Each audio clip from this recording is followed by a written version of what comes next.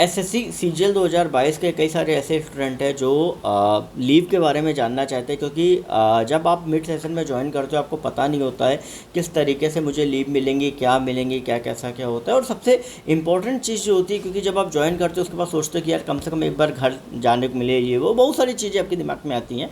फिर भी मैं आप सभी को समझाना चाहूँगा कि आपकी जो सीएल के बारे में मैंने बताया हुआ है, जो कि एसएससी सीजीएल की प्लेलिस्ट में वीडियो आपको मिल जाएगा। लेकिन बात कर लेते हैं हम ईएल के बारे में। तो ईएल क्या होती है कि आपकी पूरे साल में 30 ईएल आपको अलग से मिलती हैं। अब इन 30 ईएल में होता क्या है कि 1 जनवरी को आपकी 15 क्रेडिट होती हैं और 1 जुलाई को आपकी 15 क्रेडिट होती है। इस तरीके से 2 बार में आपकी 30 ईएल क्रेडिट होती हैं, ठीक है। अब होता क्या है कि मान लो अगर कोई मिड सेशन में ज्वाइन करता है, आपने ज्वाइन किया मान लो जुलाई में, तो फिर आपको क्या होगा कि आपको जो छुट्टी है वो 15 क्रेडिट होगी, या जनवरी में ज्वाइन किया तो 15-15 करके 30 क्रेडिट होगी। लेकिन अगर किसी ने ज्वाइन किया अक्टूबर में, फिर क्या होगा, तो अगर आप अक्टूबर में ज्वाइन करते हो तो आपकी हर महीने की 2.5 के हिसाब से ईएल क्रेडिट होंगी। मान लो अक्टूबर में ज्वाइन किया तो अक्टूबर में अगर मिड में ज्वाइन किया, 15 की इधर ज्वाइन किया, मान लो 1 से 15 के बीच ज्वाइन किया तो आपकी 2 ईएल क्रेडिट होंगी, 15 के बाद ज्वाइन किया तो 1 ईएल क्रेडिट होगी, ठीक है। और फिर इसके बाद जो नेक्स्ट मंथ नवंबर का होगा उसमें 2.5 ईएल मिलेंगे, दिसंबर होगा उसमें 2.5 ईएल मिलेंगी। और जैसे ही आपका 1 जनवरी आया 15 ईएल खट्टे से क्रेडिट हो जाएंगी। बात समझ में आ गई।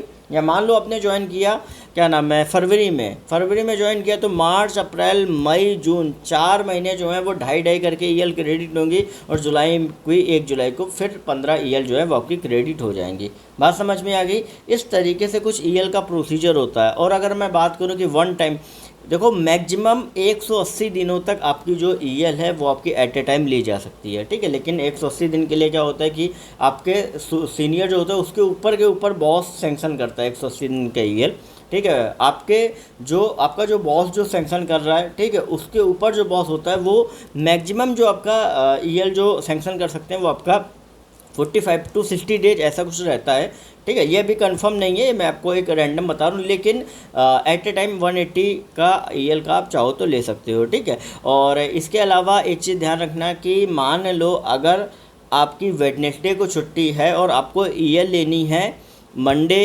ट्यूसडे और थर्सडे, फ्राइडे, तो आपकी ईएल छूटती नहीं है। मतलब जैसे मान लो आपका क्या हो गया, वेडनेसडे कोई अवकाश है तो अवकाश वाले दिन भी आपको ईएल डालनी पड़ेगी।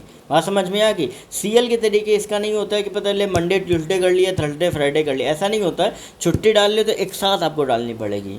मान लो क्या हुआ, आपको छुट्टी चाहिए थर्सडे, फ्राइडे और मंडे ट्यूसडे चाहिए, तो फिर सैटरडे संडे को भी ईएल डालनी पड़ेगी। मतलब कितनी ईएल पड़ेंगी, Thursday, Friday, Saturday, Sunday, Monday, Tuesday, तो 6 ईएल जो है वो आपकी पड़ेंगे जाके। तो ये चीज़ ध्यान रखना कि सीएल आपकी छोड़ के पढ़ सकती हैं। ईएल जो होती है वो एक बार स्टार्ट करी तो जब तक है तब तक पूरी, बीच में जितनी भी छुट्टियाँ गई ना वो सारी उसमें कवर हो जाएंगी। बात समझ में आ रही है। तो ईएल क्या होती है, छोड़ के आपकी नहीं पड़ती। ये चीज़ आप दिमाग में रखना, कई स्टूडेंट्स के मन में क्वेरी रहती है। और मान लो कभी कदा कुछ अर्जेंट काम हो तो उसके लिए सीएल हमेशा बचा के रखना, सीएल सबसे इंपॉर्टेंट आपकी रहती है, ठीक है। कुछ और भी क्वेरी हो तो इंस्टाग्राम का लिंक डिस्क्रिप्शन में, वहाँ से जाके आप अपनी क्वेरी पूछ सकते हो।